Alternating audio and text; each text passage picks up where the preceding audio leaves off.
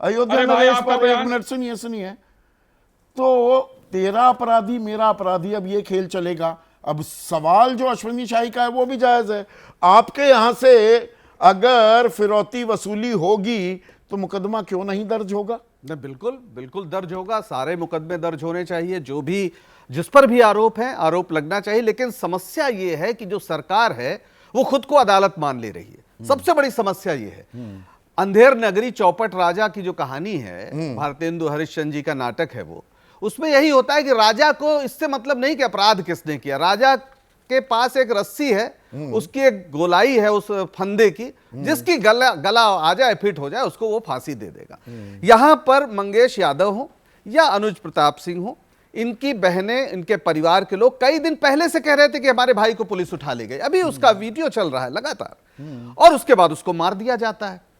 ये लोग अपराधी हो सकते हैं, बिल्कुल हो सकते हैं, उसके लिए अदालत है। और कोई भी सभ्य समाज, अदालतों का निर्माण ही इसलिए हुआ है, कोई बहुत पुरानी बात नहीं है। ये अभी सभ्यता के 100-200 साल का मसला है। और भारत में तो आजादी के पहले वीर भी कन्वीनियंटली ले गए लखनऊ वाले मामले पर कि मुसलमान और यादव लड़कों का नाम तो सार्वजनिक कर दिया मुख्यमंत्री ने, पर कि मंगेश यादव जी यादव होने के चलते इसको मार दिया गया। ये तो समाजवादी ने जात पात किसने घुसाई? देखिए, एनकाउंटर में, एनकाउंटर पे नहीं, पहली बात तो अगर 13,000 जैसा आपने बताया, लगभग 13,000 एनकाउंटर हुए, तो इसका मतलब है कि 13,000 बार पुलिस पर हमले हुए।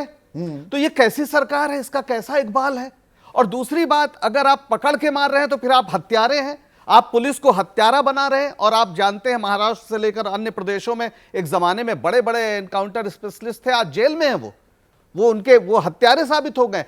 मुख्यमंत्री जी पर खुद 302 का मुकदमा था, पर अगर आप देखेंगे 302 का मुकदमा था और उन्होंने खुद ही वापस ले लिया था। तो अपराध बहुत मामलों में, मर्डर के जो केसेस दर्ज हुए 2017 में 4,324, 2022 में रह गए 3,491, 1,000 के करीब की गिरावट। एसिड अटैक 56 हुए 2017 में, 2022 में ये सिर्फ 2 रह गए। किडनैपिंग 19,500, 20,000, वो 16,000 रह गई। संदीप जी, कल ही सरकार की रिपोर्ट आई है कि जो दलितों पर अत्याचार के मामले हैं, उत्तर प्रदेश नंबर 1 है। हाँ है। अपहरण के मामले में नंबर 1 है। और आप इनकी बात कर रहे हैं। इसी नोएडा में 2 सितंबर को मेरा आईफोन छीन लिया गया, यहीं पर ठक गैंग। मैं रात दिन परेशान रहा, मेरी FIR आज तक दर्ज नहीं की गई। एक कागज पे बड़ी मुश्किल से लिख के मुझे दे दिया गया। तो ये नंबर मत बताइए, असलियत क्या है ये भी जान लीजिए। मैं भुक्तभोगी हूं, इसलिए आपसे बता रहा हूं। असली बात है जब मुख्यमंत्री खड़ा होकर ये कहता है कि मुझे अपनी जाति पर गर्व है, मुझे क्षत्रिय होने पर गर्व है, और हर समय जाति की बात करते हैं और दूसरों की जाति को राजनीतिक दृष्टि से, यानी जैसे इनकी पूरी पॉलिटिक्स है। अगर यूपी है तो नॉन यादव को यादव के खिलाफ खड़ा कर दो, हरियाणा है तो नॉन जाट को जाट के खिलाफ खड़ा कर दो। तो ये भारतीय जनता पार्टी की पूरी पॉलिटिक्स है, यहां से लेकर मणिपुर तक। वहां मैतेई और कुकी को एक दूसरे के सामने खड़ा कर दिया। तो ये इनके पॉलिटिक्स का हिस्सा है। लेकिन असली चीज जो है कि आप तो सरकार नहीं है, दोनों तरफ से हो रहा है। भाई, सरकार की दूसरी ताली नहीं हो सकती। जो सरकार के पास शक्ति है वो विपक्ष के पास नहीं है। विपक्ष सिर्फ आवाज उठा सकता है। आपका काम है सरकार का इकबाल पूरी तरह से स्थापित करना। आप सजा दिलवाइए ना अदालत से, किसने रोका है? आप जिसको आरोपी कह रहे हैं उसको बाकायदा सजा दिलवाइए, उनको कड़ी से कड़ी सजा दिलवाइए। यह नहीं हो सकता कि मुख्यमंत्री कह रहा है ठोक देंगे, इसका मतलब आप हत्या के लिए उकसा रहे हैं। आप पुलिस वालों से कह रहे हैं पकड़ो और मार दो। ये कोई सभ्य समाज इसको बर्दाश्त नहीं कर सकता। आप मिडिवल एज में खड़े हैं। आप जो है दिमागी रूप से संविधान के साथ हैं ही नहीं। आप संविधान की शपथ लेते हैं और उस पर बुलडोजर चलाते हैं, जैसा कि सुप्रीम कोर्ट कह रहा है। तो आप नहीं है इस लायक। ठीक है। जैसे ही घड़ी का काटा दोपहर 2:30 पे आए, बबीता जी का दिल सास बहू साजिश के लिए मचल जाए।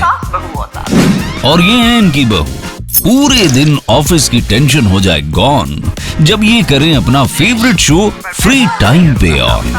इनकी तरह आप भी देखिए अपना फेवरेट शो अपने टाइम पर और डाउनलोड कीजिए ABP लाइव ऐप अपने स्मार्ट टीवी पर।